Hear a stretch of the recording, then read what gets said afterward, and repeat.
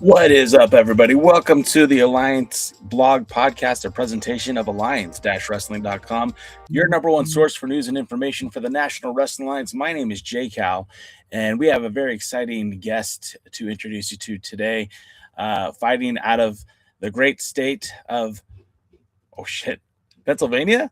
Oh, now I forgot. Great. Now I look like an asshole. Well, we do first takes and only first takes. Fighting out of the great state of Pennsylvania, he is your world junior heavyweight champion. He's also the IWC Super Indy Champion. And I'm talking about the man, the myth, the legend, Slade. If the thing will work here, I can bring him up on the screen. What is up, champ? How you doing, man? Man, life's good when you're a champion, you know? Great, Life's good, baby. great to see you. Great to finally see that match this Tuesday. You and Alex Taylor, you finally hit the big milestone in the National Wrestling Alliance, winning NWA Gold. Couldn't be prouder of you, man. Welcome to the Golden Club here in the NWA, and you're holding that pretty the Hodge is what they're calling it now. It looks good, man. It looks good on you. Yeah, this is, you know what? One thing about this belt, I didn't realize was how heavy it was. This thing's at like at least 40 pounds. I mean, this is there's a lot of history with this, and it's around the shoulder of the right person. That's all I gotta say. That's that's the right positive attitude. Your name joins a long list of storied junior heavyweights to hold that title. We're talking about guys like, of course, Danny Hodge, first and foremost, but guys like the Great Mood, or not, excuse me, not the Great Mood. Oh, sorry, Ultimo Dragon, guys like Jushin Thunder Liger. A lot of great wrestling legends throughout the years. You're holding a belt with so much prestige. Tiger Mask 4, Yeah, right. Tiger Masks. I mean, there's so many dudes who held that title in history, and now your name is on that list. What does it mean to Slade to be able to connect his name with that connective tissue to guys like Jushin Liger, to guys like Danny Hodge, to guys like the list is very synonymous. Greg Gagne. I mean, there's so many great wrestlers that have held that title, and now that you hold that belt as well. Yeah, I tell you what, it feels very fulfilling just on a personal level because winning this bout is, it's just a testament to all the hard work paying off, believing in yourself, knowing that you can get the job done. And it also comes with a huge responsibility as well because look at all those names that you just mentioned, right? It's up to me to continue that legacy and to continue, the history of this title and making sure that I always hold it in a high regard because one thing about me is I always protect the sport of wrestling, and all those people you mentioned all protected the business, all took it seriously, and I'm going to continue to do that. Especially a guy like Danny Hodge. I mean, come on, brother, you can't think of a more tougher guy than that. And now it's held by me, Slade. So I think what you're going to see is you're going to see probably the most badass, toughest, best champion amongst all the national companies that you're going to see. And I'm just starting my title reign. I can't wait. Well, and that's what I was going to ask you, and we'll get to the title reign, and we'll get to what the future holds for you. But just for a minute, I mean, Alex Taylor, the man you beat for that title, did hold that belt for 440 days. And, you stepped in the ring twice with him. Once he beat you, this time you beat him. Any plans for a rematch, or do you have any things you'd like to say to Alex Taylor or about Alex Taylor? Yeah, well, first of all, I got to say, I mean, Alex Taylor is a hell of an opponent. Heck of a champion. I mean, he was the longest reigning champion, so you have to give credit where credit's due. Um, And you're right, we're 1-1. He beat me, and I beat him to win this. So I think he's obviously owed a rematch, which that's obviously up to the powers that be at NWA.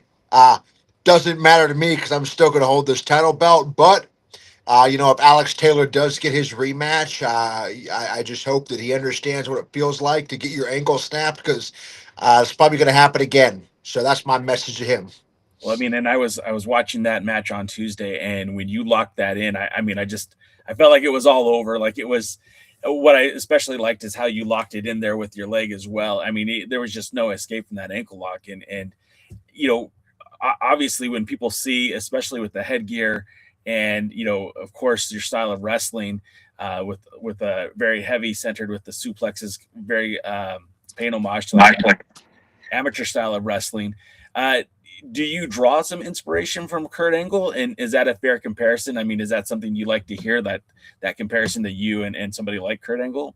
Absolutely. I mean, Kurt Angle is my all-time favorite wrestler. I'm sure, as you can see. I've idolized that guy since I was a kid. I mean, I wanted to be a not only I wanted to be a wrestler, I wanted to be an amateur wrestler just because of him. I mean, when I saw the Olympic gold medalist Kurt Angle, to me, that's what a wrestler was, because the first time I ever saw wrestling was WrestleMania, the main event of 19, Kurt and Brock, and I remember as a kid looking at that, I was like, that's what I want to do right there.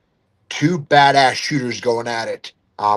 And I get compared to Kurt Angle, pretty much all the time. I mean, it's great. I mean, it's cool that people, look at me and say, "Wow, you're kind of like Kurt Angle." But sometimes I like to just avoid it, because nobody's ever going to be Kurt Angle. I mean, let's be real here. He's probably the greatest of all time. But it is cool to have some inspiration to Kurt.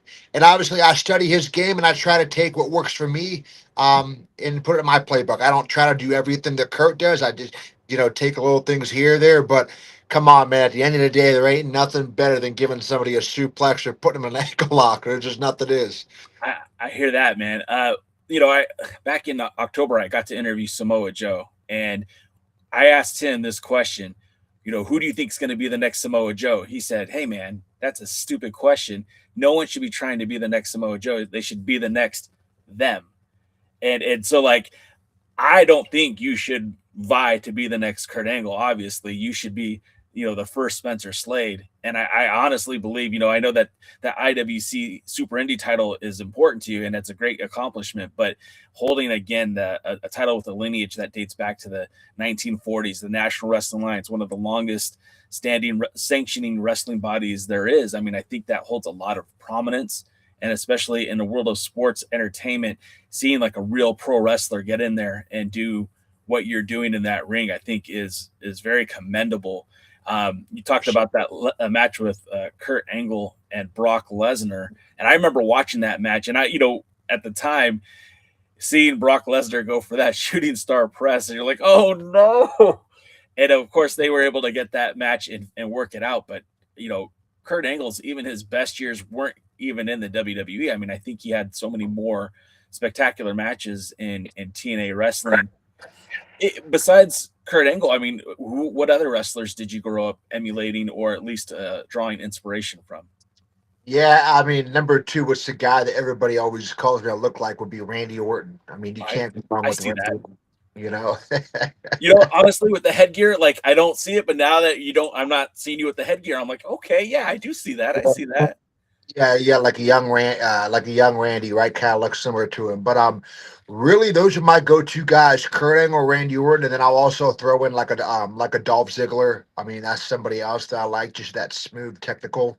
But I try to keep it pretty simple. You nailed it on the head. You want to create your own name and be your own version.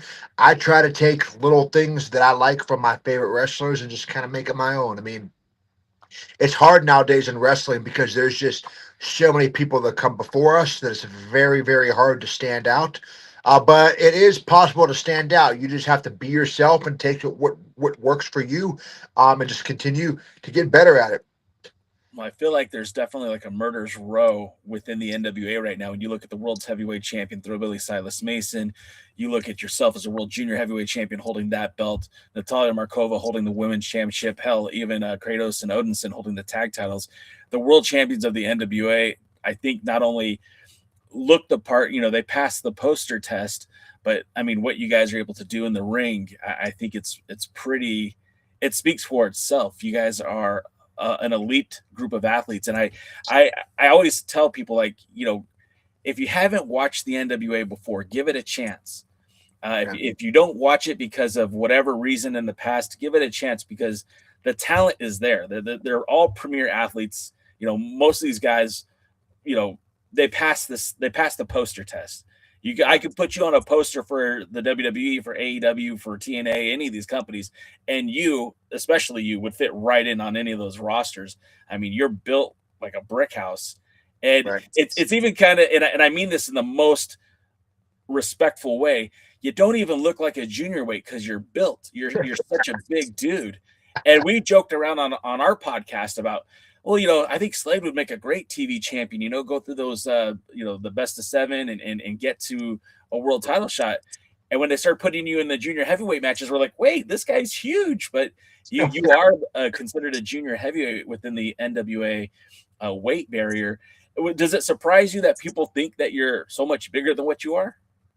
Yeah, right. That's the greatest compliment you can ever get as a man, right? When somebody thinks you're Because like bigger than I'm what you thinking really like are. 240, 250, because you're just all muscle. Like I'm the I guy that's know. I'm in Now the you're gym. stroking my now you're stroking my ego, making me feel so much better than myself. I love it, man.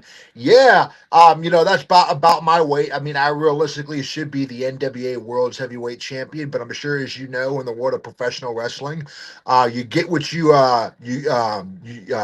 get what they give you, and you run with it. Right. I love to start out as the junior heavyweight champion. Why? Because I'm probably the biggest person that's ever held it. So what does that mean? I can make this bigger than it ever has. And I think people don't forget, but historically there really never was a actual set weight limit for the junior heavyweight bout. It was just considered right below the heavyweight bout in terms of your totem pole. So I kind of had that. In my back pocket. It's up to me. And also, if you look at all of our champions, I mean, look, I'll be honest with you. I'll put all of our current champions against any other roster right now. You talk about look, do they look like a grown man? Can they work? And also, too, are they badass in real life? I mean, Thrillbilly, Mike Mondo, Kratos and Odinson. I mean, these are all bad dudes. They're not just your typical sports entertainer who like to play characters. No, they're themselves. And I think that's why NWA is going to be huge this year, is because, as you can see, Billy Corgan's really putting his belts on and really booking his shows around his stars, the people that are going to bring eyes to the product. And all we want to do is trust his vision and bring back the NWA to what it's known for, and that's being that hard, gritty, real pro wrestling. Um, and fans, I ask fans just to give us a chance. And that's okay if you don't, because I'm telling you right now, there's going to come a point in time where you're going to put NWA on because you're going to see how much great things we're doing. Well, I mean, Cody Rhodes famously said he went from being undesirable to undeniable, and I feel in a lot of ways the NWA kind of echoes that sentiment because there's a lot of preconceived notions about what the NWA is or what it used to be, and obviously like because it's an organization that's been around since 1948, it does evolve and it has changed, and it's not the same as it was. Obviously, it doesn't have the cachet that it once held, but it's filled with such incredible talent. And yes, the champions are incredible, but I mean, you guys have guys like Trevor Murdoch and Mike Knox, and I know EC3 recently left the company, but he was there. You got Tom Latimer, who looks like $1 million. There's so much good talent in this company, and then people who are filtering through too. I mean, we just saw Matt Cardona on TV on Tuesday looking for Billy Corgan, but he was just on SmackDown last week. So it's Right. obviously a promotion that has its finger on the pulse. There are superstars who kind of filter in, like the Good Brothers recently have made their appearances. They'll be there on February for the TV tapings. It's I can't stress enough that I find that the promotion, the NWA as a singularity, as the NWA Power, the TV show, it really does have some super talented individuals in those rings, and it's really good to see you guys getting these opportunities to be showcased. I flew out to Philly. I'm from Southern California, so I flew all the way out to Philly to go to the Crockett Cup last year, and I did see you and Mondo as a tag team. Now, and I got to be honest, I'm like, I like Mondo, I like Slade. I don't know how this is going to work. And you guys came out there, and then we just mentioned Kurt Angle a few moments ago, but the other comparison I'm sure you get a lot is the Steiner brothers. You guys, to me, as a fan of the Steiner brothers, when I think about tag team wrestling, I don't think there's a team better than the Steiner brothers. And I'm looking at Mondo and Slade toss people around the ring, and I was getting all kinds of goosebumps thinking about Scott and Rick throwing people around the ring. I'm like, if they decide to make Mondo and Slade a regular tag team, I am so good with that. You guys looked awesome in the ring. You guys looked awesome at the cup. How was it teaming with Mondo? I'm like Mike Mondo's protege, man. I consider Mike Mondo like if I had an older brother in this world, it would be Mike Mondo, even though he's not my real brother, but that's how close I am with Mike.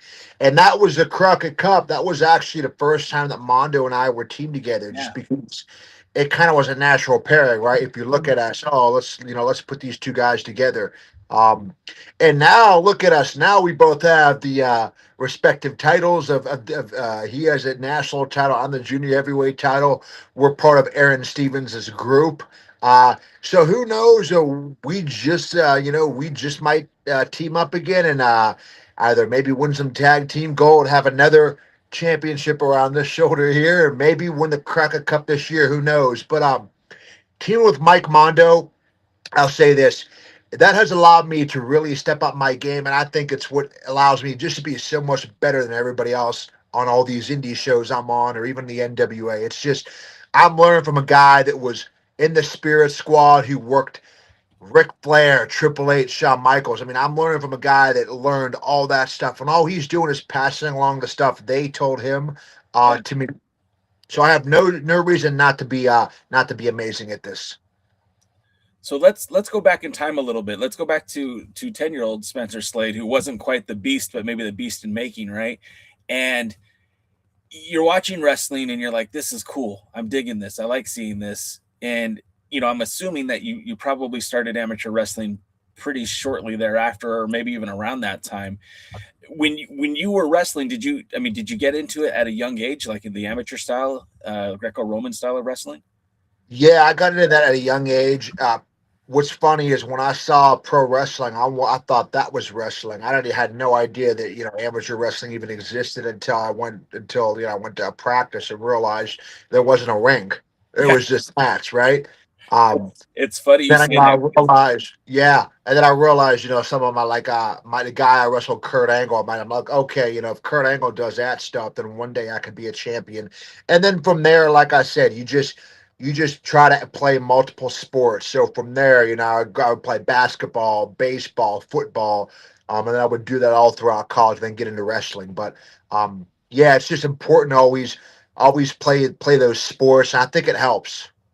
yeah, for sure. It's funny that you say that because similarly, I was a kid growing up loving pro wrestling. I'm Yeah. older than you, but I also got to my first high school wrestling practice, and I'm like, well, where's the ring? Do we have to put up the ring? Like, where's the ring? And no, those are the mats. That's where you wrestle on. Oh, there's no ropes. We don't bounce off ropes. No, you wrestle on the mat, and it was kind of like a eye opening experience. And I wouldn't trade it for the world. Those experiences on the mat, I really felt helped guide me as a man. Even today, like 30 years later, I still take the principle of the hard work and determination and apply it to life. And I'm assuming you have had to do the same thing to make it where you have had to be so far in pro wrestling. It's the same mentality, the hard work, obviously we could see how dedicated you are in the gym. We could obviously see that you've taken to the sport very, very well.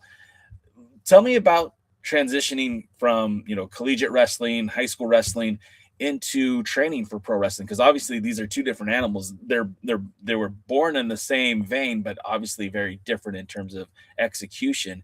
Tell me about getting into pro wrestling and where you got your start at. Yeah, I like to say that have been an actual untrained pro wrestler since I was 12 when I started backyard wrestling. Um, Yeah. so I was a just to be politically correct, I was an untrained, unofficial pro wrestler from the age of 12 to about 18 before I went off to college. I did all the backyard stuff. Wow. Um, but anyways, going back to your question, for me, it was a very natural transition because of two things. Number one, it's always what I wanted to do in my life, and number two, I was a fan my whole life, and that helps too because you kind of understand what this is supposed to look like. What is it? How's it supposed to, feel? How do you go about thinking about wrestling? So for me, it was a very very easy transition trained to be a wrestler. Because, like I said, when you're so passionate about something, when it's the only thing that you think of when you go to bed at night, or wake up in the morning, and go to bed at night, you'll do anything to make sure that you get the job done in that passion. And that's what happened to me. Do you want to give any kudos or praise to your wrestling school that you went to? Can we talk about that? Absolutely. So I actually went to the wrestling school out here in Pittsburgh, Pennsylvania. I was trained by a guy. His name was Chris LaRusso. He was one of the wrestlers out here. I think he did some Ring of Honor stuff back in the day. But I credit a lot to him because he's the one that taught me the foundation um, to be a wrestler. And then there's another guy I also want to credit too. He's actually signed to TNA right now. He's Agent Zero. Who's big time Bill Collier. Oh yeah, Um, yeah, yeah. that he is the reason why I'm standing here in front of you because I have not wrestled. There hasn't been another man in this world that I've been in the ring with more or wrestled more one on one than Big Bill. And Big Bill is probably one of the best wrestlers there are out there. I mean, you're seeing that on Impact TNA right now. Um, I credit a lot to him because, like I said, I've wrestled him probably 20 times, and he really taught me, how to really take your game to the next level, how to really be, a great wrestler. So those are the two people I like to shout out for my training. So believe it or not, the website that we're associated with this podcast is alliance-wrestling.com. And for the last 19 years, we've been writing about the NWA and talking about it through every territory, all the promotions that used to be associated with the NWA. And Chris LaRusso used to be part of the Pittsburgh territory. I think it was called NWA East.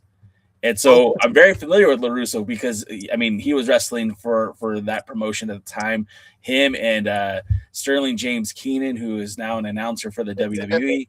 Yeah, Corey Graves and his brother also. So when you mentioned Chris LaRusso, I kind of popped a little bit because that's a guy I used to write about like 15 years ago, 16 years ago. So it's kind of that you just gave me a full circle moment. That's pretty cool. Yeah, that's pretty cool. I did not know that. Yeah, Something so to my friend.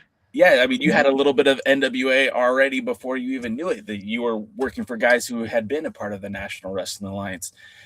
Now, going from training to doing this as a full-time career, as a making this as your career path, that's a big step. And there's a lot of obstacles that you've faced along the way. I'm sure there's been bad paydays, hot dogs and handshakes, and all that sort of thing. But the work that you put in has obviously brought you to this point. Tell me about the journey from wrestling school to now being the NWA World Junior Heavyweight Champion. Yeah, man, it's been a crazy journey. I'll say this. So ever so it's been like about 6 years now that I've been wrestling for. And it took me, I tell people, it took me about exactly 6 years to finally be able to do this for a living. So this isn't something that just happens overnight. And for me personally, I just love being on the road. I think it helps when you're booked about, 6 to 12 times a month on wrestling shows. I just live to be on the road. I think that's number one. Is I just love the process of just getting to a show, whether it's driving 5 hours, flying, going to an airport. I don't know. I just love that part of being a wrestler. The travel's my favorite thing.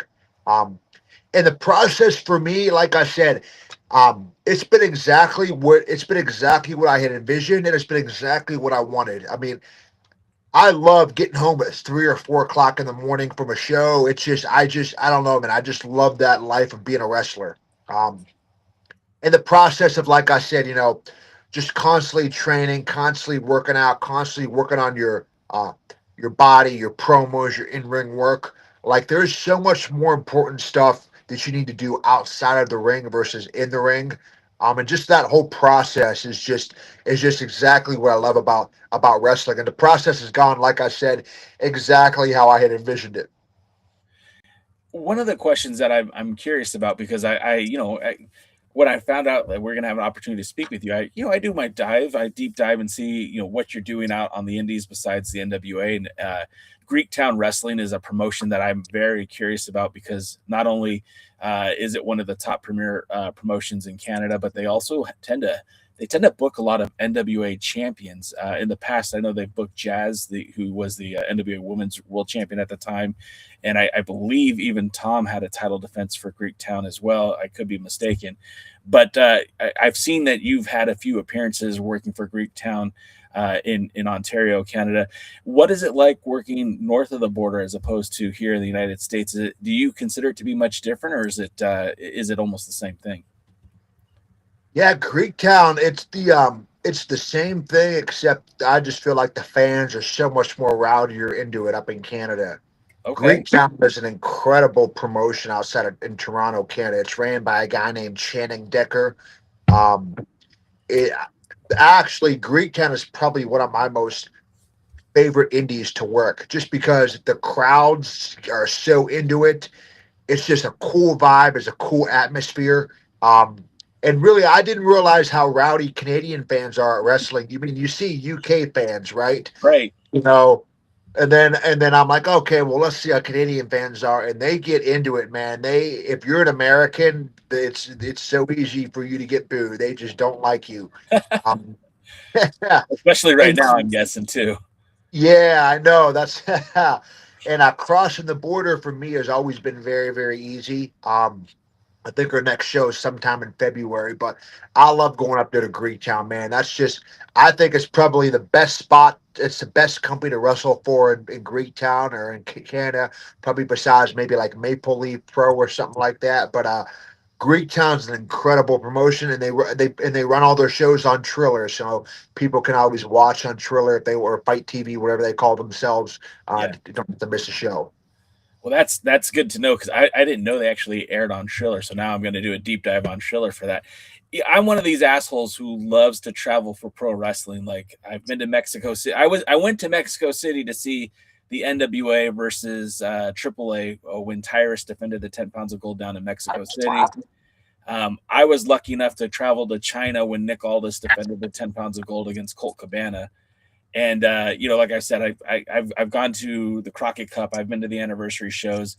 I go down to Tijuana. It's literally a 2-hour drive for me to see Lucha Libre all the time. And actually, Greektown is one of those places. Like, if I get the opportunity, I'm going to be in Ontario in April. I just don't know if it's going to line up on the calendar, but I really hope it is because I'm like, I would love to see Greektown live because just everything I see from it, everything that I hear about it, it looks like a great promotion. But it is fun being in an international, wrestling environment. TJ, the wrestling gets really wild, and the fans get really into it. And I mean, Yeah. I don't know if you've ever witnessed Lucha Libre when it's in Mexico, but like people are throwing beers. The wrestlers will take the beers and throw them at each other, and it's. I know it sounds wild, but it's such a good time. The fans enjoy it. Everyone's getting a kick out of it, and I would love to be in Canada to see the Greek It's Town. funny. It's funny you just mentioned that because that exact thing just happened to me at the last Greektown show. We did a match. My tag partner and I did a match against the Good Brothers, and we just went out into the crowd and fought with beers and pizza boxes. Yes, That's exactly what you just said. we can't get away with that in the States, right? Like, I mean, maybe you could if the fans all signed waivers when they walked in the door, but literally, and the Good Brothers were just in TJ this past week. And speaking of how good those guys are, I Yeah. actually went down there to see them, and they defended their tag titles down there. And it's such a unique environment. And I always tell people, like, oh man, if you live close to California or Arizona or Texas, and you can cross the border, man, get to a Lucha Libre show because it's such a different animal. And I'm now you got me even more excited for a Greek Town show because I think that would be phenomenal. That's awesome, man. I got you excited for Greektown, and you got me excited about hopefully one day getting down there to Mexico and wrestling a show. So I I can't wait, man. I'm just saying there there was a point in time when there was a lot of NWA talent working that building at the crash Actually, in yeah. Tijuana and Auditor. It was Bestia, Seis, and Mecha Wolf. And I know that those guys were telling me that they were trying to convince Billy to go do a showdown in TJ. And oh man, I imagine and like, Trevor Murdoch got over in Mexico City. He took on Psycho Clown, and it was like the fans were into it. And I'm like, man, It's you got crazy. The Mexican fans would be into a trailer park trash looking guy from Kansas City, right?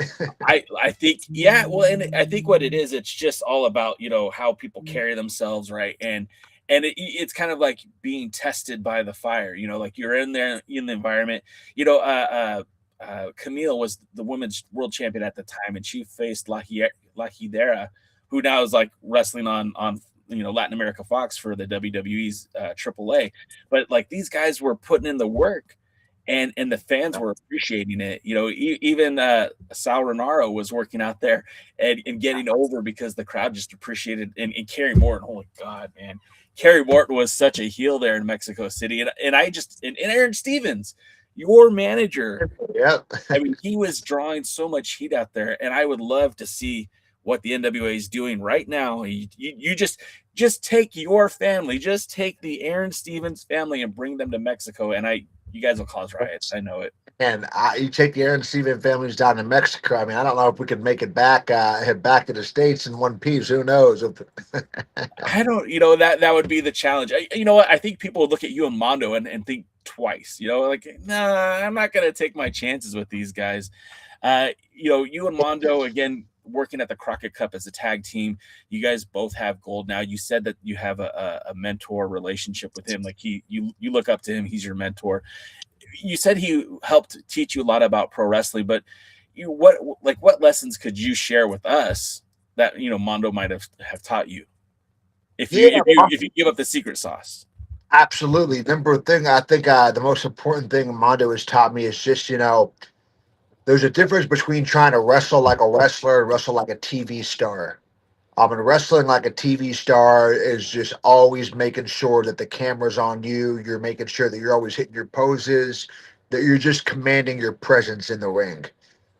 That's one thing Mondo has told me, and that kind of goes back to just um, picture yourself as a fan. If you were a little kid, how would you wrestle, right? Just by the way that you physically look, how would you wrestle in a ring? And I think that's really, really important to understand because a lot of people don't understand that or take the time to think of that. When I look at myself, I think I wrestle by suplexing people and hooking on submissions. I think just by how I look, that's what people would naturally gravitate or think that I would wrestle. Um, and also Mondo just kind of taught me, everything it just has to feel natural in the ring. He's like, you'll just get to the point where every step, every facial expression you make, it just comes across naturally versus you trying to play pro wrestler. You're just being a wrestler, if that makes sense. Yeah.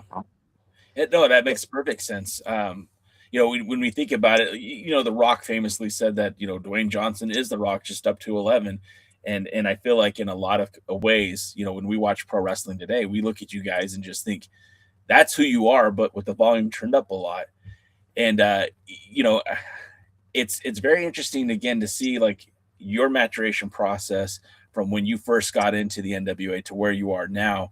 And you always look like a star. Again, not trying to stroke the ego or anything. You look like a star. You're built like a brick house, but your comfortability in the ring looks very different. You look like it's second nature. Like you're walking it.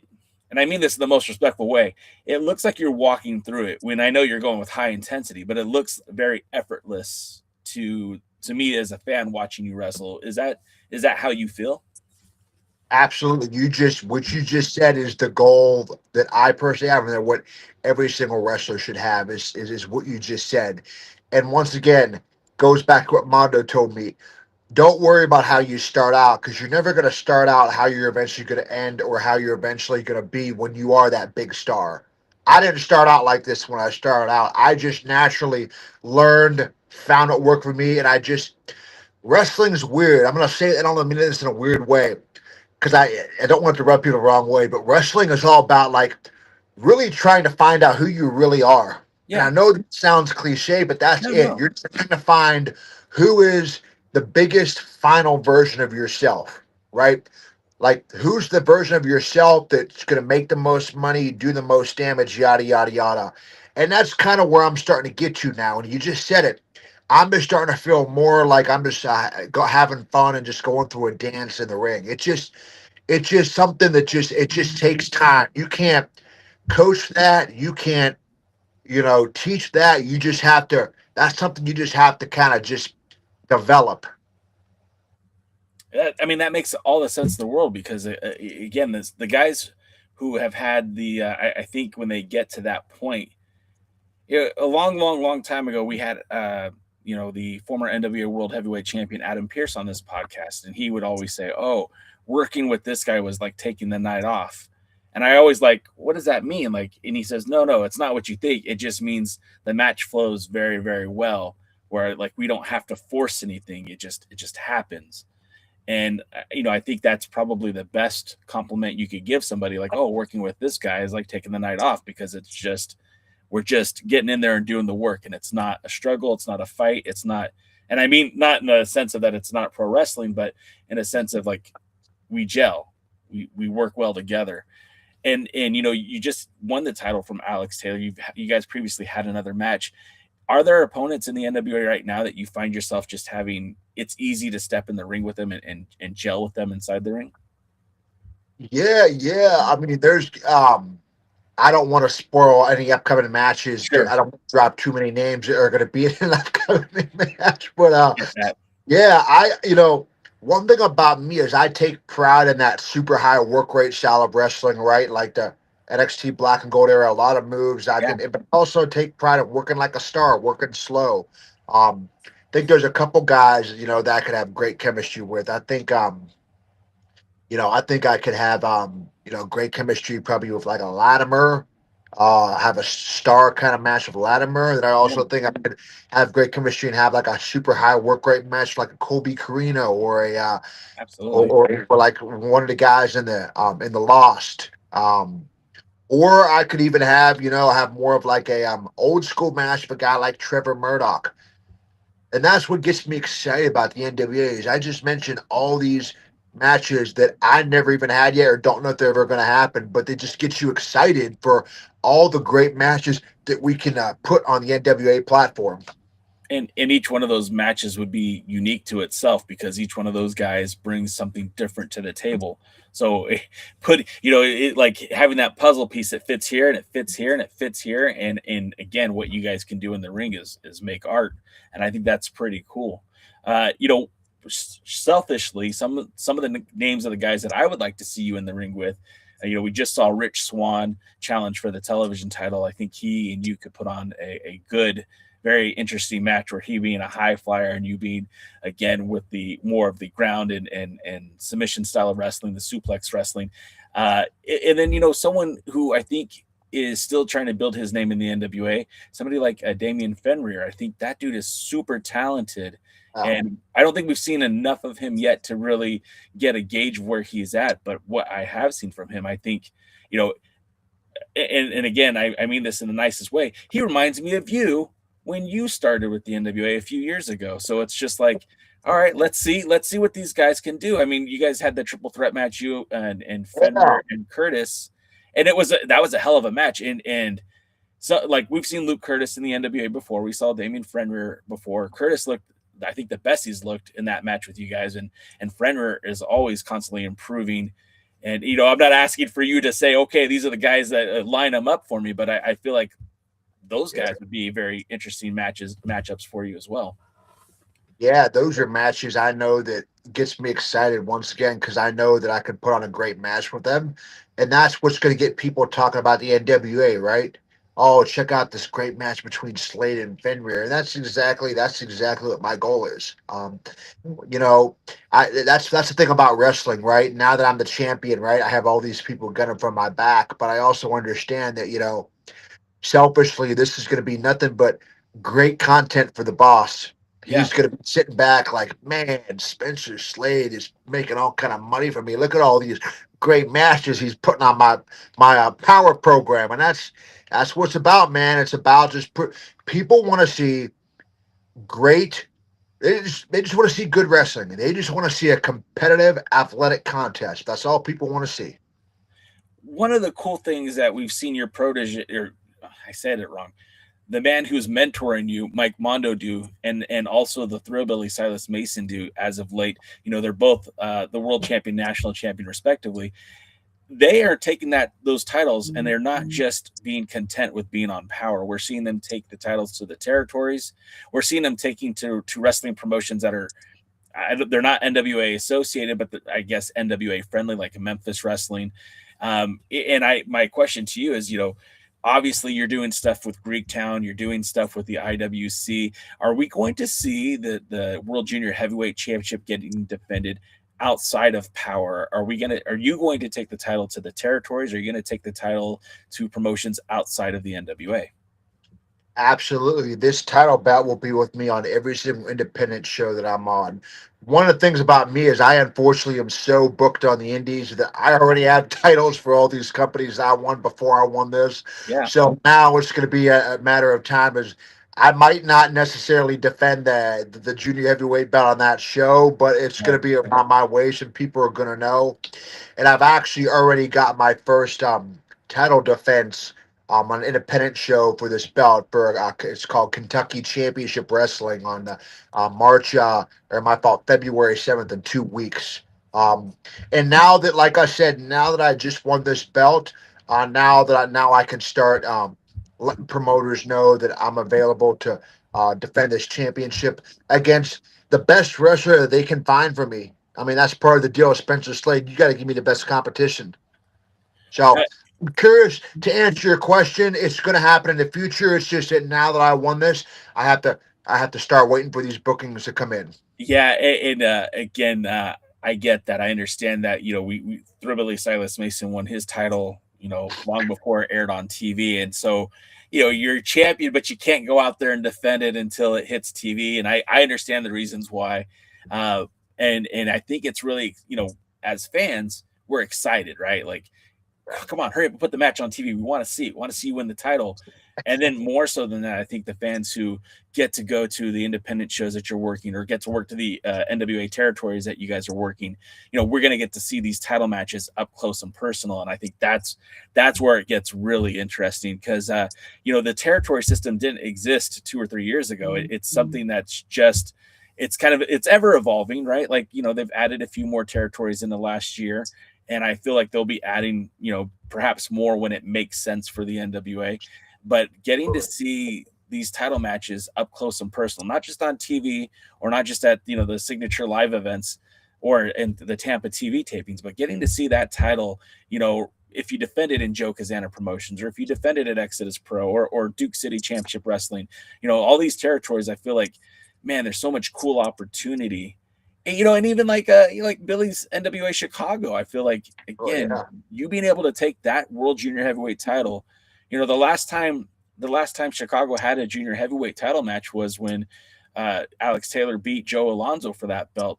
And how cool would it be for you to walk into Chicago and defend that title and be the first, champion to come into Chicago and defend that successfully in Chicago? Because again, Joe Alonzo lost it famously to Alex Taylor. So there's a lot of cool things that you can do as that champion and holding that crown. 100%. I told Mr. Corgan, I said, "Look, man, you had the best wrestler on your roster right now who has a world junior or the junior heavyweight title bout. Book me everywhere. I want to be like Ric Flair in the 1980s, where I'm wrestling 7 days a week. I don't care. That's what I'm built for. So you put me on every show that you can get me on. That's my goal, right? Because I want people to see not only me a person in person, because I'm more of an attraction in person than I am on camera on TV. In person is just different. But also, too, those fans who might not have the opportunity to go to an NWA taping or show, they get the opportunity to see me in person locally at a territory show or an indie show because I'm a firm believer in you're only a star is if those folks that live in a small town in Texas or a small town in Kentucky know who you are and get to see you. You have to be able to touch people in all those small towns, not just the big cities. That's So my mentality. yeah, and I get that, and I think that's what's exciting as a fan. Again, seeing that belt up close and personal. And it's one thing to watch on Roku, but it's another thing like if I go and put down my 15, 20, $30 to go to a live wrestling show and I get to see that belt and you in the ring, I think that's really cool. I want to change gears just a little bit real quick because obviously, and they talked about it on the broadcast, that you do have a hearing impairment. I have a niece and nephew and a sister-in-law, all who have experienced hearing impairment. They all have, Okay. they wear hearing aids, and it's funny. My sister-in-law says when her husband's annoying her, she just turns them off. That makes me laugh every time. Oh, yes. But I was curious. Obviously, communication is very important in wrestling, and having that impairment could be an obstacle. How do you overcome that? And for anyone who's out there who's watching this or listening to us on the podcast, how how do you go about overcoming that obstacle of hearing impairment when it comes to pro wrestling? Yeah, now you're gonna get me to tell you my whole life story. This is awesome. Yeah, I think right there, what you said it right, because of my hearing disability. Like I said, I've always had a chip on my shoulder, since I was 7, 8 years old. I think that's one of the reasons why I look the way that I do, and I am as intense as the way that I am, is just because, I've always been picked on as a kid. Right, I was that small, scrawny, hearing impaired kid that people picked on, whether it was other boys, even girls. I was small. I couldn't do anything about it. Oh, and on top of that, I told everybody I'm going to be a world champion pro wrestler. You can Yeah, imagine people laughing at me, right? sure. Um, but I tell people, I say, man, wrestling saved my life because I don't know. I was in, depression. I was that kid that had no self confidence, no self esteem. But wrestling was the only thing that I could go to, and pro wrestling allowed me to push myself to be, the best student, player, person. Pro wrestling is what got me into the gym to build my body up. It's what gave me the confidence to play a bunch of sports and succeed. And I think it just goes back to how important pro wrestling is to me, just because you know, it helped me overcome my disability and it allowed me just to be the person that I am today. And I think my message to people that have a disability is just, look at me, man. I was a small, scrawny kid from a tiny town in Pennsylvania who had the imaginable dream of being a champion. And now I have one of the belts for one of the major wrestling companies. I think it just goes back to you just have to believe in yourself, even if you are the only person that does. But it's going to be so much sweeter when you actually do make it and accomplish what you want, because you can say that I overcame all this and I knew it from day one that I was going to accomplish what I wanted.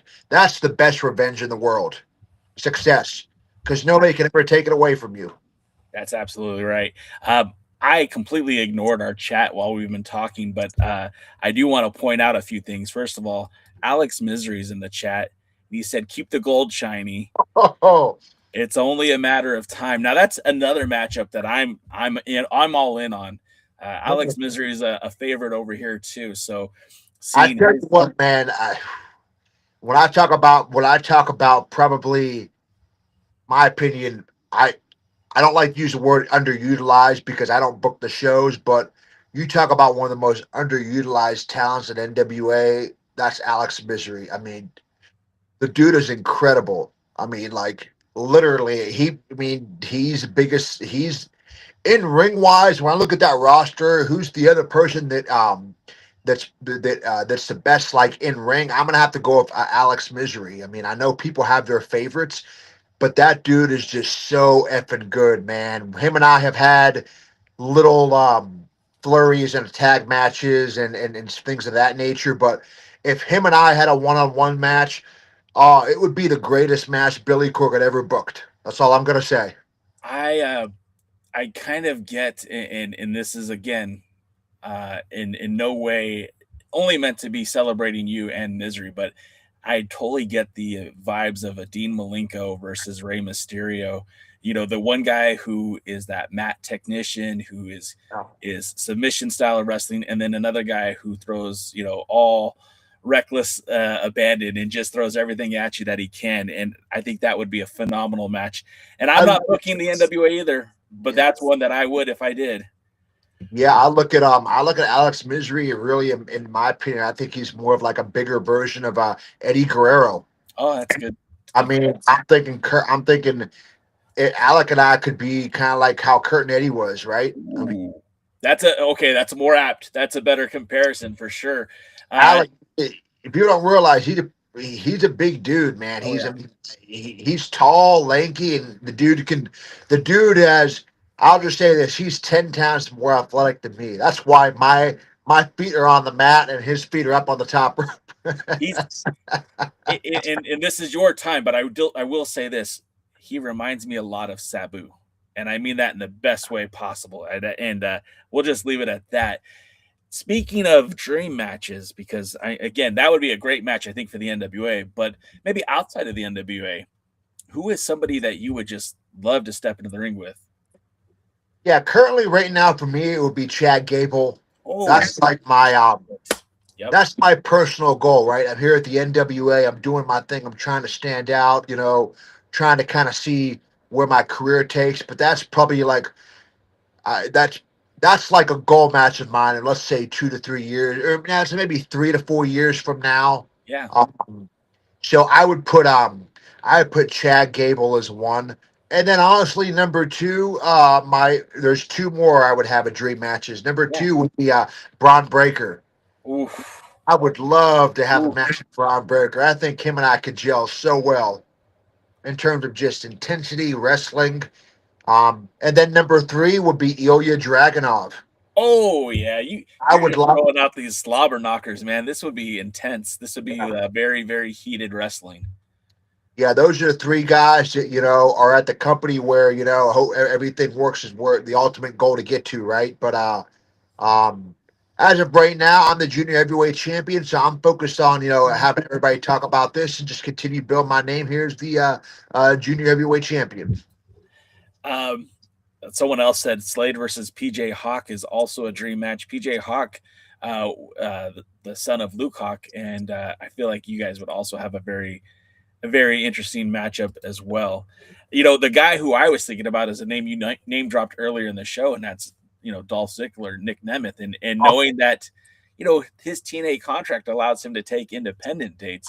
I'm hoping someone out there is listening to this and saying, "Yeah, there we go, Nick Nemeth versus Slade. That could be a fun match."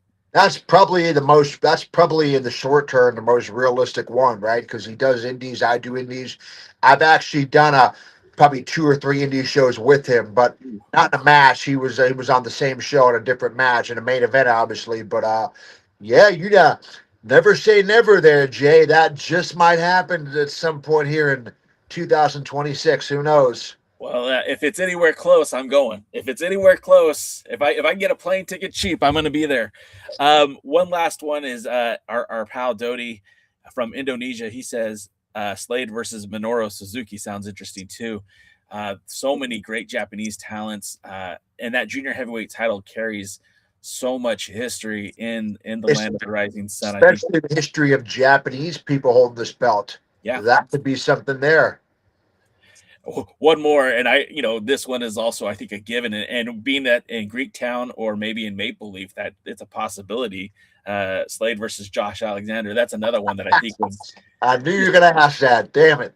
that would tear the house down for sure. Yeah. I mean, all three of those matches would really.